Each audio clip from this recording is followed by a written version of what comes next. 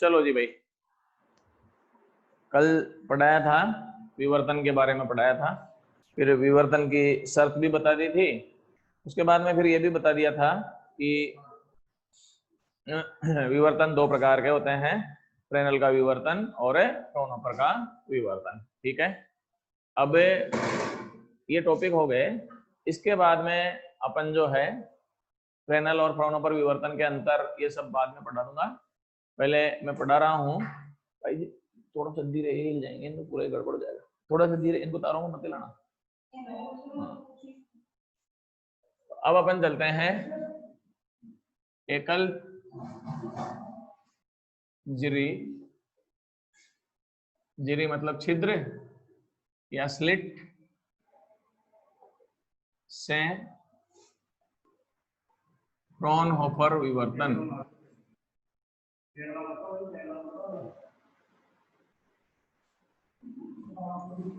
Light बंद कर दो, लाइट भी बंद कर दो और पीछे वाला पंखा चला दो और ये वाला पंखा बंद कर दो बस।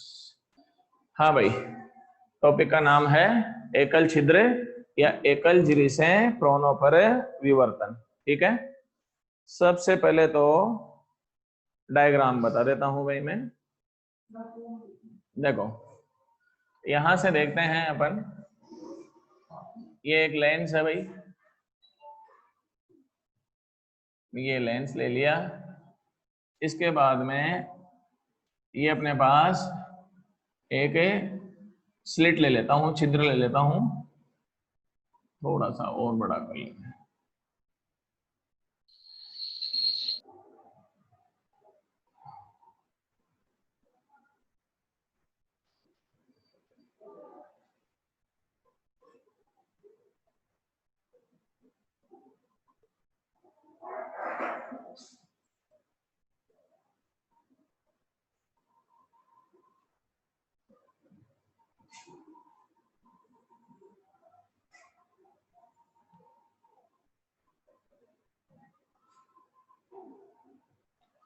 देखो जी भाई,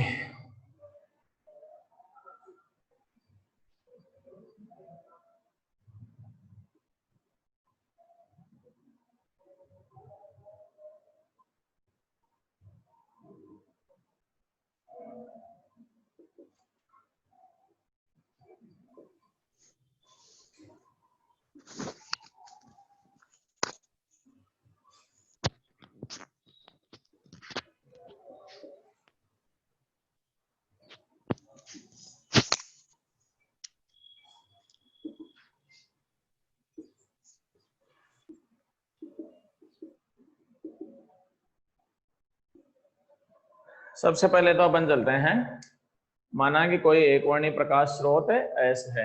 एक वर्णी का मतलब जिसमें से एक ही रंग का प्रकाश बाहर निकलता है, तो मोनोक्रोमेटिक सोर्स एस हो गया अपने पास। इसके आगे एक लेंस रखा हुआ है भाई, है ना। इसको यूं समझो, ये प्रकाश का स्रोत इस लेंस के फोकस पर रखा हुआ है। ये प्रकाश का स्रोत इस लेंस के कहां पर रखा हुआ है? फोकस पर रखा हुआ है। तो फोकस से चलने वाली किरणें अपवर्तन के पश्चात क्या हो जाएगी? मुख्य अक्ष के समांतर हो जाएगी अपने पास ये। तो ये यहां से किरणें चलती है और फिर किरणें समांतर हो जाती है, ये समांतर किरणें चलती है। आगे एक सिंगल स्लिट है, एकल छिद्र है। छिद्र की चौड़ाई किसके बराबर मानी है? मैंने ए के बराबर मानी है। छिद्र की चौड़ाई जो है वो लगभग 10 लैम्बडा से 100 लैम्बडा तक ली जा सकती है अपने पास। ये छिद्र की चौड़ाई लगभग 10 लैम्बडा से 100 लैम्बडा के तक ली जा सकती है। आगे अपन एक और चीज चलते हैं, छिद्र की लंबाई जो है उसकी चौड़ाई की तुलना में 3 गुनी ली जाती है भाई। अब लंबाई और चौड़ाई कैसे है? तो इसको यूं समझो कि ये छिद्र यूं है, मेरे हाथों की जैसे है अपने पास। तो ये तो लंबाई हो गई अपने पास, और इन दोनों हाथों के बीच का जो गैप हो गया वो किसके बराबर हो जाएगा? चौड़ाई के बराबर। तो लंबाई का मान जो है वो चौड़ाई से लगभग 3 गुना तक ले लिया जाता है। उसके बाद में अपन चलते हैं, एक दूसरा लेंस L2 है। जब ये किरणें यहां से समांतर होकर निकलेगी तो L2 पर आपतित होती है। अब अपन चलें, ये पर्दा इस लेंस के फोकस पर रखा हुआ है। ये जो पर्दा है अपने पास दूसरे वाला, वो इस लेंस के कहां पर रखा हुआ है? फोकस पर रखा हुआ है। देखो, इसीलिए ये मुख्य अक्ष के समांतर आने वाली किरणें अपवर्तन के पश्चात कहां पर इकट्ठी हो जाएगी? फोकस पर इकट्ठी हो गई, तो ये यहाँ से यहाँ तक की दूरी इसकी फोकस दूरी के बराबर हो जाती है भाई। ये भी इसको समझने का तरीका है कि यहाँ से यहाँ तक का जो डिस्टेंस होगा वो इसकी फोकस दूरी के बराबर हो जाता है। इस समय तो प्रकाश की किरणें सीधी चल रही है, तो ये तो ऋजुरेखीय संचरण या सरल रेखीय संचरण हो गया। अब क्या होता है, मान लो कि प्रकाश की किरणें मुड़ जाती है, मुड़ने की घटना ही विवर्तन कहलाती है। ये प्रकाश की किरणें थीटा कोण मुड़ गई, देखो ये कोण मुड़ गई थीटा, ये भी थीटा कोण मुड़ गई और ये भी थीटा कोण मुड़ गई, तीनों ही किरणें यहाँ से मुड़ जाती हैं। तो ये थीटा, ये कोण भी थीटा और ये कोण भी थीटा। अब ये तीनों किरणें कहीं इस बिंदु पर जाकर इकट्ठी हो जाती है, तो ये यहाँ जाके इकट्ठी हो गई। ये बिंदु में क्या मान लेता हूँ, पी बिंदु मान लेता हूँ। तो प्रकाश की किरणें अपने मार्ग से थोड़ा सा मुड़कर कहाँ पर जाके इकट्ठी हो जाती है, पी बिंदु पर जाके इकट्ठी हो जाती है। अब आप जो है प्रकाश की दो किरणें देखें, एक किरण तो है इसमें एपी और एक किरण है इसमें बीपी। एक किरण तो कौन सी है इसमें, देखो एक बार एपी, ये दिख गई होगी एपी। एक किरण कौन सी है इसमें, बीपी। लंबाई ज्यादा किसकी है, बीपी की लंबाई ज्यादा है और एपी की लंबाई क्या है, कम है। तो पथांतर उत्पन्न हो जाएगा इन दोनों के बीच में। तो क्या लिखेंगे अपन, सबसे पहले एपी व बीपी के मध्य पथांतर, पथांतर का मतलब रास्ते का अंतर, तो बीपी माइनस क्या हो जाएगा, एपी। पथांतर निकालने का मेथड मैं बता चुका हूं। यहाँ से यहाँ तक की दूरी नाप लो, मान लो कि 8 सेंटीमीटर आई, तो वहां से 8 सेंटीमीटर पर निशान लगा लो। मान लो कि यहाँ आ गया अपने पास, तो ये निशान हो गया। इसमें अपने पास ये यहाँ से लंब डाल दिया, ये कोण कितना डिग्री के बराबर हो जाएगा, 90 डिग्री के बराबर हो जाएगा। ये बिंदु जो है आप सी मान लो, ये सारे कोण थीटा, तो ये कोण भी किसके बराबर हो जाएगा, थीटा के बराबर। यंग के प्रयोग में फ्रिंज चौड़ाई बढ़ाई देना, उसमें था ये सारा का सारा कि ये नीचे आएंगे, तो ये भी अपने पास किसके बराबर हो जाएगा, 0 के बराबर हो जाता है। अब थीटा के सामने की भुजा ये बीसी, ये तो हो गई लंब, 90 के सामने की भुजा हो गई कर्ण, जो बच गया वो क्या हो जाएगा, आधार हो जाएगा अपने पास। तो अब अपन पथांतर चलें, डेल्टा पथांतर किसके बराबर हो जाएगा, बीसी के बराबर। ये एक्स्ट्रा डिफरेंस हो गया अपने पास। साइन थीटा निकालो भाई इसमें, तो साइन थीटा बराबर लंब बटे कर्ण, लंब का मान बीसी अपॉन कर्ण का मान एबी, तो बीसी बराबर एबी साइन थीटा, और बीसी पथांतर डेल्टा के बराबर है। ये छिद्र की चौड़ाई हो गई ए साइन थीटा। तो पथांतर का सूत्र क्या हो गया, एकल छिद्र से प्रोनों पर विवर्तन में डेल्टा इज इक्वल टू क्या हो गया, ए साइन थीटा के बराबर होता है। ये बात हो गई यहां तक की। अब एक बार आप स्क्रीनशॉट ले लें, फिर मैं आगे बढ़ूंगा भाई।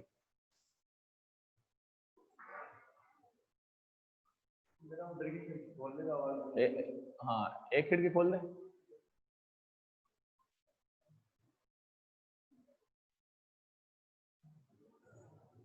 हो गया भाई, चलो।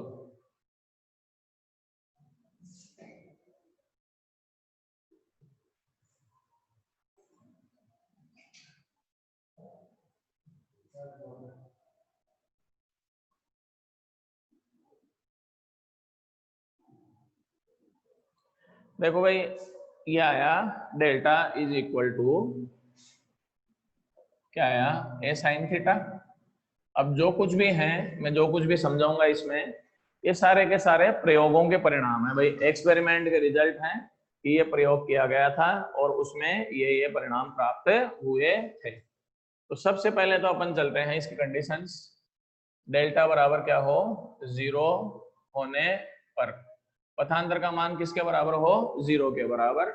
0 होने पर अपने को ये परिणाम प्राप्त हुआ था कि पर्दे के मध्य बिंदु पर एक बहुत ही चमकीला बिंदु प्राप्त होता है, और उस चमकीले बिंदु को केंद्रीय उच्चिष्ट कहते हैं भाई। पर्दे के मध्य बिंदु पर काफी अधिक चमकीला बिंदु प्राप्त होता है, इसे केंद्रीय उच्चिष्ट कहा जाता है।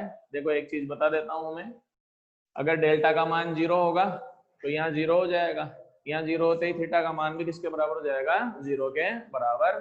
थीटा का मान अगर 0 होगा इसका मतलब P बिंदु यहाँ आ जाएगा कि नहीं आएगा अपने पास, ये O मान लेते हैं। तो P जो है यहाँ पर शिफ्ट हो गया, यहाँ पर शिफ्ट हो गया तो सारे कोण किसके बराबर हो गए, 0 के बराबर हो गए। उस स्थिति में संपोषी व्यतिकरण होता है। देखो भाई, अब आप बोलोगे कि व्यतिकरण शब्द कैसे आ रहा है, विवर्तन की व्याख्या व्यतिकरण के आधार पर ही की जाती है। तो संपोषी व्यतिकरण होता है तरंगों के मध्य, और संपोषी व्यतिकरण के कारण अधिकतम तीव्रता प्राप्त होती है, जिसके कारण पर्दे के सेंटर पॉइंट पर एक बहुत ही चमकीला बिंदु दिखाई देता है। इसको केंद्रीय उच्चिष्ट कहा जाता है। तो केंद्रीय उच्चिष्ट की क्या कंडीशन हो गई, पथांतर किसके बराबर होना चाहिए, 0 के बराबर होना चाहिए। सेकंड कंडीशन ये थी इसमें कि डेल्टा बराबर लैम्बडा होने पर प्राथमिक निम्निष्ठ प्राप्त होता है। भाई अभी समझा देता हूं क्या होता है। अदीप्त भी कहते हैं इसको। केंद्रीय उच्चिष्ट तो कैसा हो जाएगा, दीप्त। जब पथांतर का मान लैम्बडा के बराबर हो जाता है तो अपने पास एक अदीप्त बिंदु प्राप्त होता है, जिसको प्राथमिक निम्निष्ठ कहा जाता है। व्यतिकरण से उल्टा है, व्यतिकरण में डेल्टा बराबर लैम्बडा होते हैं तो दीप्त फ्रिंज प्राप्त होती है। इसमें डेल्टा बराबर लैम्बडा होने पर निम्निष्ठ बिंदु प्राप्त होता है, जिसकी तीव्रता लगभग किसके बराबर होती है, 0 के बराबर होती है। अब विवर्तन में इसकी व्याख्या कैसे की जाती है, भाई ऐसा क्यों हुआ होगा कि निम्निष्ठ बिंदु क्यों प्राप्त हुआ, तो इसको समझने का तरीका यूं माना जाता है। ये देखो, ये यहां से यहां तक की चौड़ाई में है स्लिट, पूरी की पूरी AB चौड़ाई में। यहां से यहां तक की जो तरंगे हैं इनके मध्य पथांतर किसके बराबर है, लैम्बडा के बराबर है। अगर अपन स्लिट को 2 भागों में विभाजित मान लेते हैं तो पथांतर कितना कितना होगा बताओ, λ/2 और कितना हो जाएगा, λ/2 हो जाएगा। अब इस तरंग में पथांतर कितना हो गया, λ/2 हो गया। ठीक है, इसके 1 सेंटीमीटर नीचे एक तरंग ले लो, इसके 1 सेंटीमीटर नीचे ले लो, इन दोनों तरंगों के मध्य पथांतर भी कितना होगा, λ/2, क्योंकि दोनों समान दूरी से सरका रहे हैं कि नहीं सरका रहे हैं। तो इसके मध्य λ/2, इसके और इसके बीच में भी λ/2, फिर इसके और इसके बीच में भी क्या होगा, λ/2। तो अपन ये कह सकते हैं कि ऊपर वाली भाग इनकी तरंगे और नीचे वाले भाग के तरंगों के मध्य पथांतर किसके बराबर हो जाएगा, λ/2 के बराबर होगा।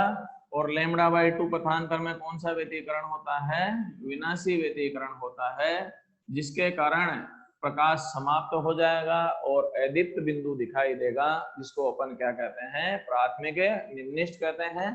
तो ये इसकी व्याख्या यूं की जाती है कि पूरी स्लिट को 2 बराबर भागों में विभाजित माना जा सकता है। इन दोनों भागों की तरंगों के मध्य पथांतर कितना हो जाएगा, λ/2, जिसके कारण विनाशी व्यतिकरण होगा और अपने को निम्निष्ठ बिंदु दिखाई देता है। ऐसे ही एक और होता है भाई, डेल्टा बराबर 2λ होने पर इस समय आएगा द्वितीयक निम्निष्ठ। क्या आएगा, द्वितीयक निम्निष्ठ। द्वितीयक निम्निष्ठ की व्याख्या यूं की जाती है, अभी जो स्लिट है ना कितने भागों में विभाजित मान लिया अपन ने, 2 भागों में। इसकी व्याख्या में यूं मानते हैं कि पूरी स्लिट जो है वो 4 समान भागों में विभाजित मान ली जाती है। ये यूं व्याख्या की जाती है इसकी, बोले इसके ये 4 पार्ट हो जाते होंगे, ये 4 पार्ट, ये हो गए 4 भाग।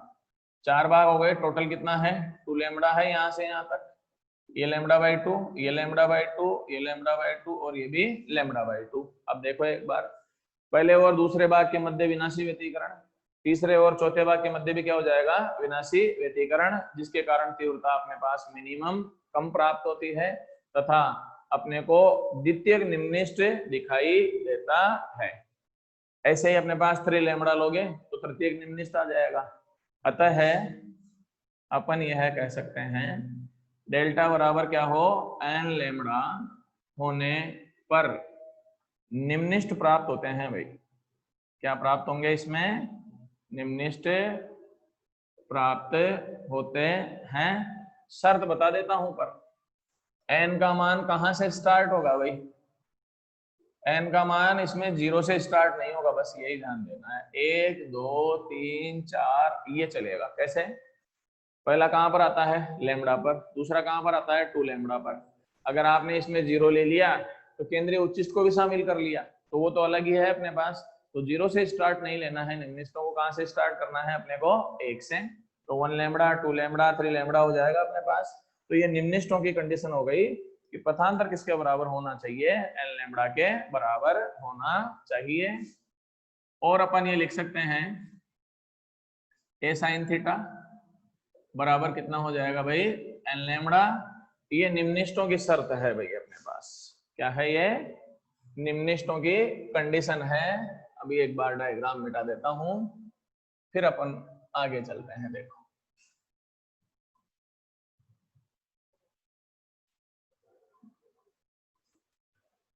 ये निम्निष्टों की शर्त है।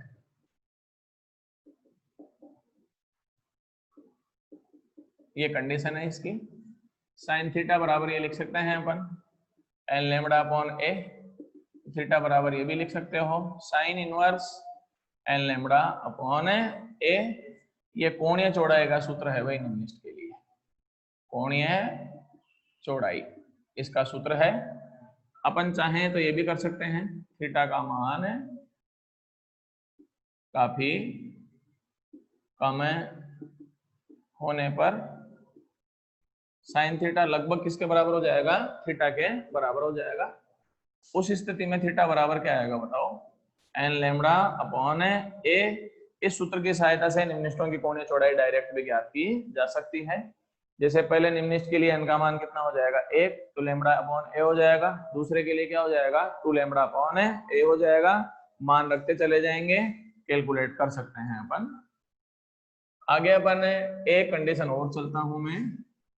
ये कंडीशन नंबर 3 है भाई। जब पथांतर 3 लैम्बडा बाई 2 होता है होने पर द्वितीयक उच्चिष्ट प्राप्त होता है भाई। क्या प्राप्त होता है? द्वितीयक उच्चिष्ट होता है। उच्चिष्ट का मतलब जिसकी तीव्रता ज्यादा हो, चमकीला बिंदु। निम्निष्ट का मतलब जिसकी तीव्रता कम हो, उसको अदीप्त भी कह सकते हैं। तो द्वितीयक उच्चिष्ट प्राप्त होता है, परंतु ये देखा जाता है कि इसकी तीव्रता का मान केंद्रीय उच्चिष्ट से कम होता है। द्वितीयक उच्चिष्ट प्राप्त होता है, परंतु उसकी तीव्रता का मान किससे कम प्राप्त होता है? इससे कम प्राप्त होता है। ये व्यतिकरण और विवर्तन में अंतर भी है। व्यतिकरण में सभी दीप्त फ्रिंजों की तीव्रता समान होती है, जबकि विवर्तन में सभी दीप्त बिंदुओं की तीव्रता समान नहीं होती है। इसमें केंद्रीय उच्चिष्ट की तीव्रता सर्वाधिक होती है, फिर सेकंड नंबर से कम होती चली जाएगी। अब सवाल उठता है कि इसकी तीव्रता कम क्यों होती है? तो फ्रोनोफर ने इसकी व्याख्या यूं की थी, ये पूरी स्लिट है, पथांतर कितना है इसके बीच में? 3 लैम्बडा बाई 2। तो उन्होंने ये कहा कि इस समय स्लिट को 3 समान भागों में विभाजित माना जा सकता है। तो 3 पार्ट कर लिए जाते हैं, लैम्बडा बाई 2, लैम्बडा बाई 2 और लैम्बडा बाई 2। अब देखो एक बार, पहले भाग की तरंगे किससे कैंसिल हो जाएगी? दूसरे भाग से कैंसिल हो जाएगी। तो ये दोनों भाग तो आपस में कैंसिल हो गए। ये भाग कैंसिल होगा क्या? ये बताओ। नहीं होगा। क्यों? क्योंकि आगे कोई बचा ही नहीं है अपने पास। तो ये 2 भाग तो आपस में विनाशी व्यतिकरण में समाप्त हो जाते हैं। तीसरा भाग बच जाता है, जिसके कारण द्वितीयक उच्चिष्ट प्राप्त होता है। अब आपको ये भी समझ में आ गया होगा कि तीव्रता कम क्यों आई।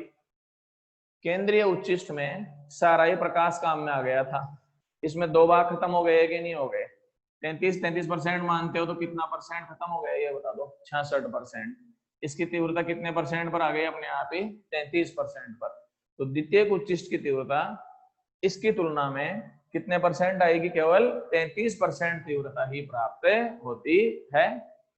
आगे एक और उदाहरण होता है इसमें, अगर 5 लैम्बडा बाई 2 होने पर तृतीयक उच्चिष्ट आता है भाई।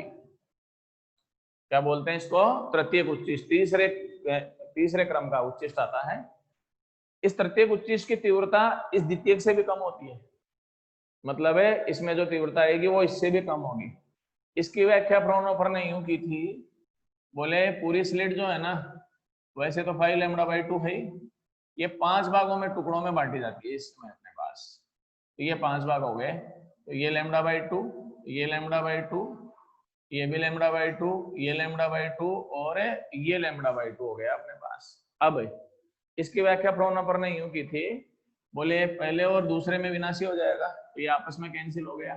फिर तीसरे और चौथे में विनाशी, ये आपस में कैंसिल हो गया। कौन सा भाग बचा? केवल पांचवा भाग। कौन सा भाग बचेगा? पांचवा भाग। पांचवा भाग बचेगा तो कितने परसेंट बचेगा? 20%, क्योंकि 100 के 5 टुकड़े करोगे तो 20-20 हो गए कि नहीं हो गए? तो अब तीव्रता केवल कितने परसेंट रह जाएगी? 20% तीव्रता रह जाएगी। तो केंद्रीय उच्चिष्ट की तीव्रता 100%, द्वितीयक उच्चिष्ट की तीव्रता 33%, इसके बाद में 20%, इसके बाद में फिर 16% आएगी और घटती चली जाएगी। तो तीव्रता में निरंतर क्या आती है? कमी आती है। और तीव्रता शून्य होने पर फिर छाया का निर्माण हो जाता है। तो अपन उच्चिष्टों के लिए क्या शर्त लिख सकते हैं? बोलो, क्या कंडीशन लिखी जा सकती है? ये है भाई उच्चिष्टों के लिए कंडीशन, अतः उच्चिष्टों के लिए, उच्चिष्टों के लिए हो जाएगा डेल्टा बराबर 2n+1, क्या होना चाहिए? λ/2। और जहां पर n का मान कहां से स्टार्ट करोगे? 1 2 3 4, देख लो भले, 1 रखोगे तो 3 λ/2 आ जाएगा, 2 रखोगे तो 5 λ/2 आ जाएगा, 3 रखोगे तो आ गया समझ में अपने पास कैसे होता है। तो सबसे पहले डेल्टा बराबर 0 होने पर तो केंद्रीय उच्चिष्ट हो गया, डेल्टा का मान n λ होने पर निम्निष्ठ बिंदु आ गए, और डेल्टा का मान 2n+1 λ/2 होने पर कौन से आते हैं अपने पास? द्वितीय के उच्चिष्ट या उच्च क्रम के उच्चिष्ट प्राप्त होते हैं, जिनकी तीव्रता केंद्रीय उच्चिष्ट से काफी कम प्राप्त होती है। एक बार स्क्रीनशॉट ले लो, फिर चलेंगे आगे। उमस भयंकर हो गई यार।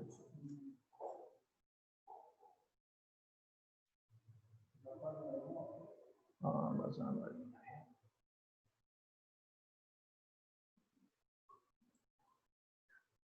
हो गया। चलो जी भाई,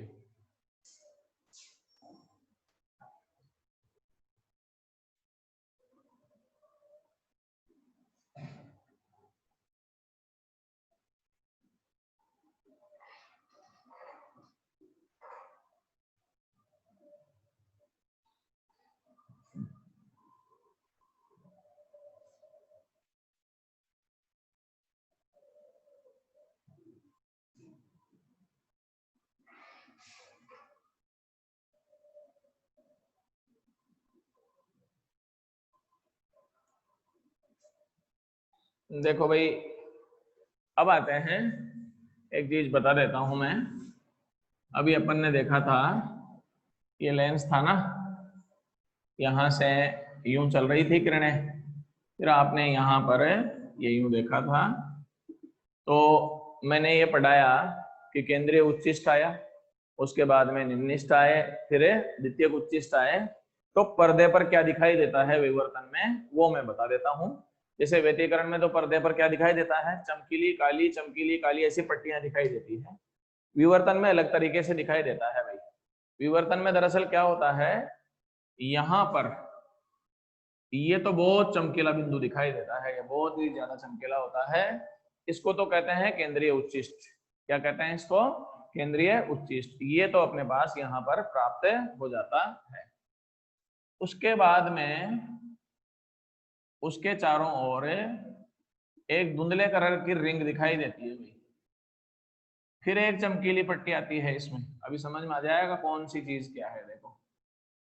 और फिर एक धुंधली रिंग दिखती है अपने पास, उसके बाद में फिर एक चमकीली पट्टी आती है, और फिर एक धुंधली रिंग दिखाई देती है। विवर्तन में ऐसा दिखाई देता है भाई, ये चलता है विवर्तन में। अब बता देता हूं मैं कौन सी चीज क्या है, थोड़ा बहुत समझ में आ गया होगा। ये जो चमकीला बिंदु है, ये तो केंद्रीय उच्चिष्ट है। ये धुंधली रिंग जो है ना, ये प्राथमिक निम्निष्ठ है। ये चमकीली पट्टी जो है ना, ये द्वितीयक उच्चिष्ट है, जिसकी तीव्रता केंद्रीय उच्चिष्ट से क्या होती है, कम होती है। ये प्राथमिक निम्निष्ठ हो गया तो ये क्या हो जाएगा, द्वितीयक निम्निष्ठ हो जाएगा या तृतीयक निम्निष्ठ हो जाएगा। तो ये केंद्रीय उच्चिष्ट, ये द्वितीयक उच्चिष्ट, ये तृतीयक उच्चिष्ट, और निम्निष्ठों में ये प्राथमिक, ये द्वितीयक और ये तृतीयक, ऐसा अपने को पर्दे पर दिखाई देता है। तो केंद्र में तो चमकीला बिंदु जो केंद्रीय उच्चिष्ट हो जाएगा, उसके बाद में क्रमागत रूप से अदीप्त व दीप्त रिंगें या रिंग्स या वलय दिखाई देते हैं। ये विवर्तन के पैटर्न में अपने को दिखाई देता है। ठीक है, अब एक चीज और चलते हैं, अगर अपन तीव्रता देखें तो तीव्रता देखो, इसकी तीव्रता सर्वाधिक है अपने पास। तो ग्राफ अगर बनाओगे तो इसकी तीव्रता तो हो गई सर्वाधिक। इसके बाद में यहाँ पर तीव्रता 0 हो गई क्योंकि निम्निष्ठ आ गया कि नहीं आ गया। इसके बाद में ये बचा, इसकी तीव्रता इससे क्या होगी, कम, इससे कम होगी। तो फिर इसका ग्राफ जो है ना वो यूं बनेगा भाई, ये इसका ग्राफ हो जाएगा। फिर इसकी तीव्रता 0 हो जाएगी, फिर इसका ग्राफ इससे कम होगा, तो ये यूं करते हुए और यूं ग्राफ बनेगा। ये जो अधिकतम तीव्रता होगी किसकी होगी, केंद्रीय उच्चिष्ट की होती है। तो अब मैं ग्राफ ही बना रहा हूं इसमें, और वही बता देता हूं आप लोगों को कि कैसे इसमें ग्राफ आता है पथांतर के अनुसार। पथांतर व तीव्रता के मध्य ग्राफ। चलो जी भाई,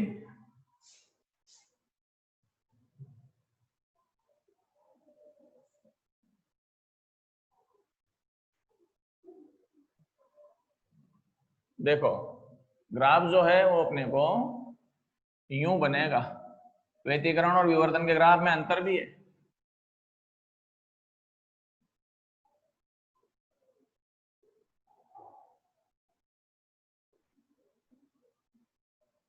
ये ग्राफ आता है भाई इसका।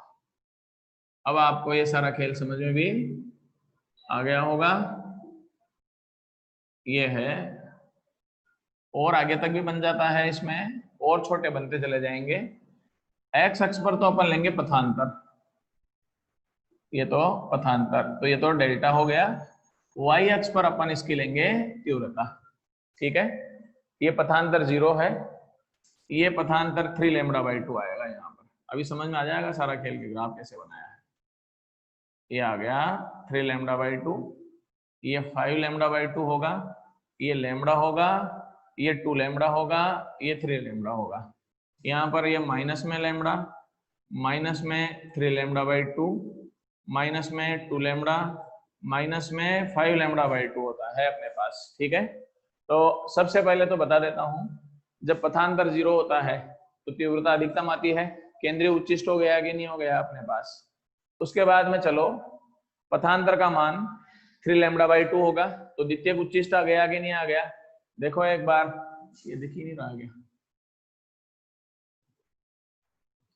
ये द्वितीयक उच्चिष्ट आ गया अपने पास यहाँ पर, जिसकी तीव्रता इसकी तुलना में 33% ही है भाई, देख लो कम है अपने पास।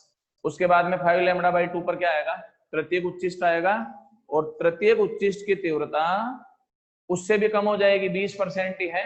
तो ये 100%, 33% और 20% हो गया। अब लैम्बडा, 2 लैम्बडा, 3 लैम्बडा, इन पर निम्निष्ठ आते हैं कि नहीं आते हैं। निम्निष्ठ का मतलब तीव्रता 0, तो ये प्राथमिक निम्निष्ठ होगी तीव्रता, ये द्वितीयक निम्निष्ठ की तीव्रता, ये तृतीयक निम्निष्ठ की तीव्रता। तो ये ग्राफ अपने पास है पथांतर में और तीव्रता में है। जैसे ग्राफ प्लस में चलता है वैसे ग्राफ किस में चलेगा, माइनस में चलेगा। व्यतिकरण में ग्राफ जो आता है आप ये पढ़ चुके हैं, यूं आता है व्यतिकरण में। इसीलिए व्यतिकरण में अपन ये लिखते हैं कि सभी दीप्त व अदीप्त फ्रिंजों की तीव्रताएं समान प्राप्त होती है, परंतु विवर्तन में सभी उच्चिष्टों की तीव्रता समान प्राप्त नहीं होती है।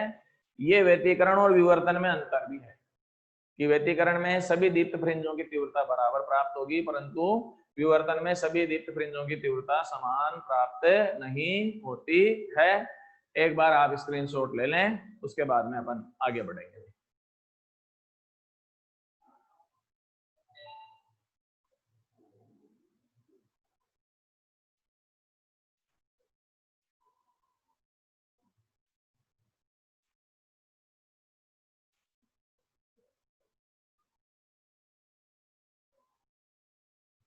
चलो जी भाई,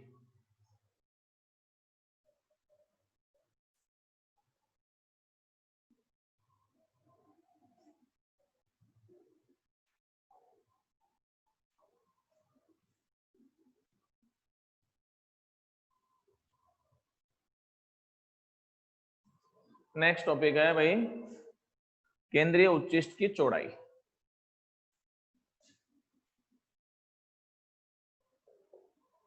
उच्चिष्ट की चौड़ाई, ठीक है। सबसे पहले तो अपने पास है ग्राफ के आधार पे ही बता देता हूं मैं। यहां से देख लो, अगर ग्राफ अपन यूं बनाएंगे तो ये ग्राफ केंद्रीय उच्चिष्ट का हो जाएगा अपने पास। ये अपने पास केंद्रीय उच्चिष्ट होता है, तीव्रता अधिकतम होगी। ये प्राथमिक निम्निष्ठ और ये भी प्राथमिक निम्निष्ठ हो गया अपने पास। यहां से ये अपने पास यूं कर सकते हैं, ये बिंदु से देख रहे हैं, ये मान लो एक पॉइंट ये हो जाएगा, एक पॉइंट ये हो जाएगा। अब अपन चलते हैं, ये प्राथमिक निम्निष्ठ, ये प्राथमिक निम्निष्ठ। केंद्रीय उच्चिष्ट की टोटल चौड़ाई किसके बराबर मान लेता हूं मैं, 2x के बराबर मान लेता हूं। और ये टोटल कोण किसके बराबर मान लेता हूं मैं, 2 थीटा के बराबर मान लेते हैं अपने पास। मैंने ये बताया था यहाँ लेंस होता है और पर्दा फोकस पर होता है, तो यहाँ से यहाँ तक की दूरी किसके बराबर हो जाएगी, फोकस दूरी के बराबर। अभी पहले डायग्राम बनाया था ना, तो ये लेंस था, दूसरे वाला L2 वाला, और ये पर्दा था अपने पास। अब सबसे पहले अपन चलें, यहां से अगर आप देखोगे तो केंद्रीय उच्चिष्ट किसके बीच में प्राप्त होता है, दो निम्निष्ठों के मध्य प्राप्त होता है। किसके बीच में प्राप्त होता है, दो निम्निष्ठों के मध्य प्राप्त होता है। तो अपन ये जानते हैं a sin थीटा बराबर क्या होता है, एल लैम्डा। थीटा का मान कम हो तो sine theta nearly equal to क्या हो जाएगा, theta. A theta n lambda, और थीटा इज इक्वल टू क्या हो जाएगा, एन लैम्डा अपॉन ए। कौन से निम्निष्ठों के बीच में आता है ये, प्राथमिक के बीच में। तो प्राथमिक निम्निष्ठों के लिए बोलो जी भाई, एन बराबर 1 हो जाएगा, थीटा बराबर कितना हो जाएगा, लैम्डा अपॉन ए हो जाएगा। अब केंद्रीय उच्चिष्ट की टोटल कोणीय चौड़ाई किसके बराबर मानी जाएगी, 2 थीटा के बराबर। तो अपन क्या लिखेंगे इसमें, केंद्रीय उच्चिष्ट की कुल कोणीय चौड़ाई। चौड़ाई और पार्थक्य एक ही बात है भाई, कई बार ये हो गई 2 थीटा, और 2 थीटा का आंसर हो गया 2 लैम्डा अपॉन ए के बराबर हो जाएगा भाई। आगे अपन एक सूत्र चलते हैं, कोण का सूत्र क्या कहलाता है बताओ जी भाई। कोण बराबर चाप बटे त्रिज्या। कोण हो गया 2 थीटा, चाप ये कोण 2 थीटा, इसके सामने का चाप कितना हो गया, 2x हो गया। ये हो गया 2x अपॉन त्रिज्या कितनी हो जाएगी, f, क्योंकि यहां से यहां तक की दूरी काम कर जाएगी इसमें। तो 2x किसके बराबर हो जाएगा, 2 थीटा f के बराबर हो जाएगा। और 2x बराबर थीटा का मान रख दो, 2 लैम्डा f अपॉन ए के बराबर। ये पूर्ण चौड़ाई है भाई अपने पास, क्या है, पूर्ण चौड़ाई, टोटल पूर्ण चौड़ाई। अगर आधी चौड़ाई निकालते हो तो क्या आएगा, केंद्रीय उच्चिष्ट की अर्ध चौड़ाई। x हो जाएगा आधा, टोटल कितना है 2x, तो आधा कितना हो जाएगा इसका, x। x कर दोगे तो आंसर भी आ जाएगा। x का मान किसके बराबर आएगा, लैम्डा f अपॉन ए के बराबर। f का फोकस दूरी है, ए द्वारक की चौड़ाई है, और लैम्डा जो है इसमें प्रकाश का तरंगदैर्ध्य है। अब आप एक बार स्क्रीनशॉट ले लीजिए, ठीक है। बचा हुआ अपन कल पढ़ाएंगे, टाइम होने वाला है। Thank you. रिकॉर्डिंग कर दो।